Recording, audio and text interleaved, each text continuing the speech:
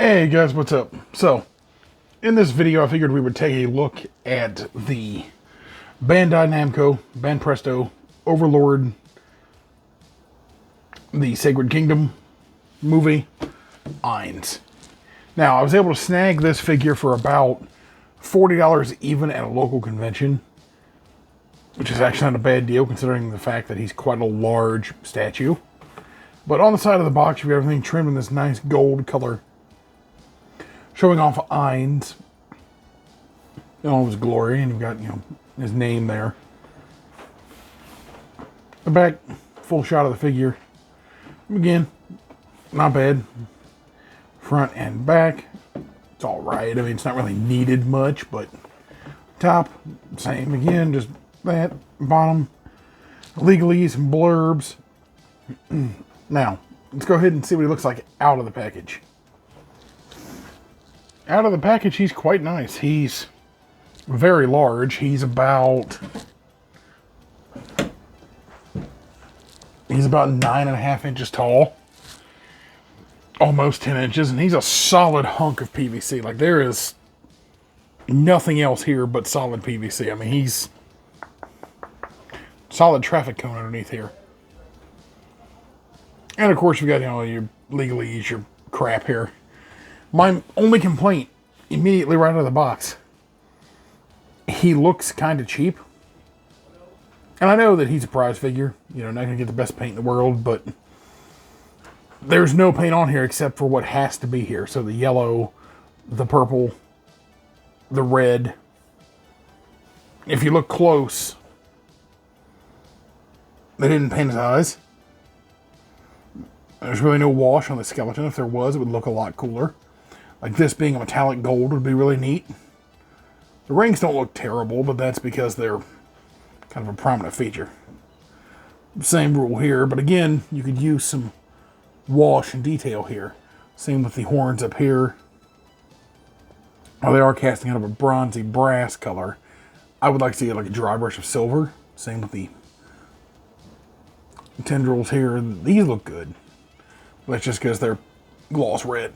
The one on the inside of the torso looks fine. The little armor plates here on the back don't really look that great either, being just a flat piece of plastic. Same there. And yeah, from the back he looks very cheap because this is all just glossy black textured plastic, which, I mean, it's fine from a distance, but up close, like you can see it here on camera with the light hitting it, it doesn't look the greatest. Most of that's because of what he's made of and how he's designed, but even areas like up here on top of the hood, clean enough paint jobs, look good for what they are. The texture is nice and they've got a little stitching texture. I don't know how well you can see it, but nice stitch texture in the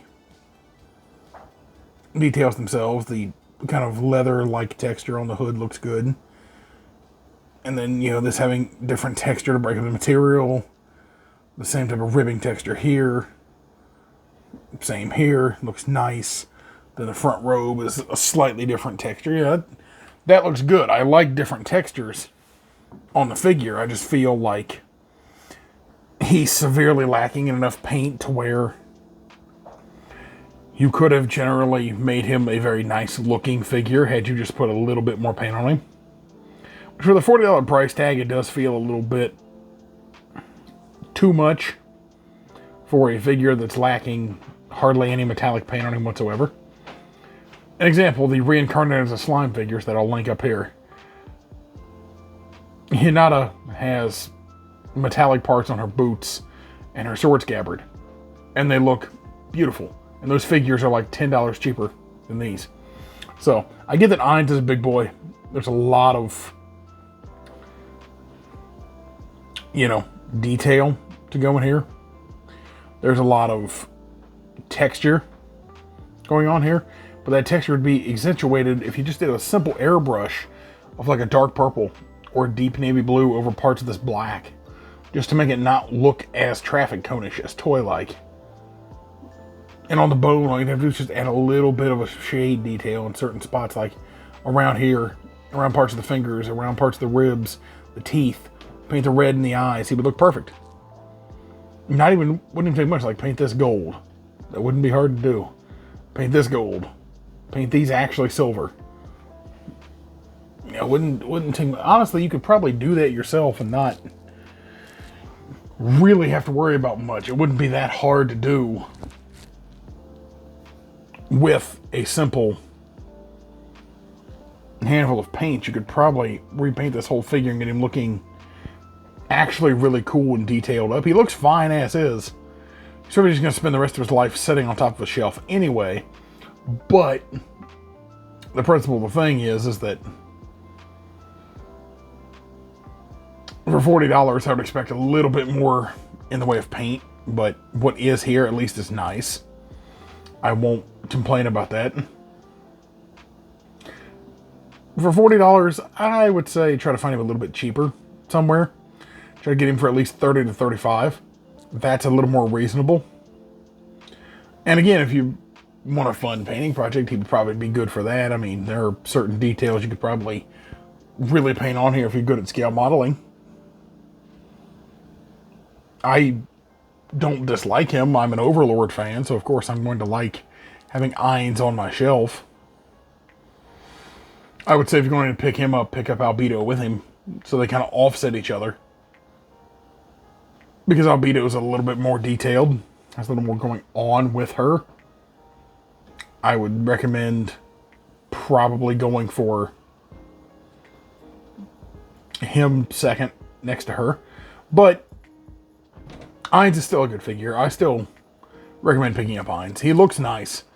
And if you're going to have him just sitting up on a shelf like I'm going to, like up on a high up shelf, you're not going to really notice too much of a difference. But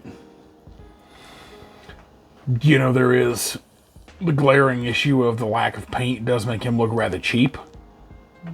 So, there is that.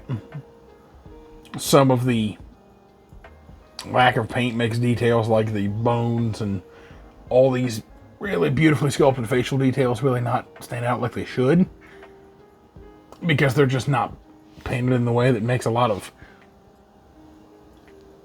contrast for this look. But I digress. He's a very decent figure for the quality. He's heavy. I mean, he's like a pound because he's solid PVC. So, and he is a prize figure. But again, going in with the expectation, knowing he's a prize figure,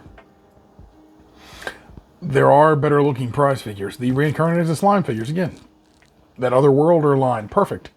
They're really good prize figures, but they can't all be that good. Sad that Ainz, the Overlord himself, winds up getting kind of shafted a bit when it comes to that. Not getting a lot of metallic details, not getting a lot of defined lines or panels where he really should have. Or not getting like a metallic coating on certain parts, and maybe even a dry brush. Which, it happens. Budget had to go probably mostly into the solid chunk of PVC that he's made out of. But all in all, he's not bad. I would say if you are an Overlord fan and you do want an affordable Ainz on your shelf, pick him up. Because, let's face it, every other Ainz figure that you get is kind of ludicrously expensive for no reason other than just they can be. Hopefully you guys liked this.